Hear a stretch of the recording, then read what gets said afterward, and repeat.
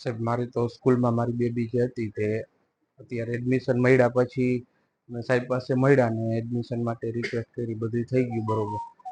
પણ ત્યારેથી અત્યારે 12 ધોરણમાં આવી અને જે રિઝલ્ટ આવ્યું એ અમારી આમ એકદમ જે કલ્પના હતી એનાથી બહુ વિશેષ અને બહુ સારું આવ્યું. જ્યારે તકલીફ પડતી કે બેટા શું છે, તો કે અમારે સર એટલું સોલ્યુશન, કેમ કે હું પોતે એજ્યુકેટેડ નથી, હું બસ 10 પાસ છું. તો સ્કૂલના સ્ટાફ અને એના ટ્રસ્ટીઓ લોકો ને બધા એટલું મહેનત બહુ સરસ કરી કે જેની અમે કલ્પના નહોતી કરી. એમ કે અમે બહારથી નામ સાંભળ્યું કે બ્રિલિયન્ટ સ્કૂલ છે આ એજ્યુકેશન માટે સારી બોર્ડના રિઝલ્ટ પછી.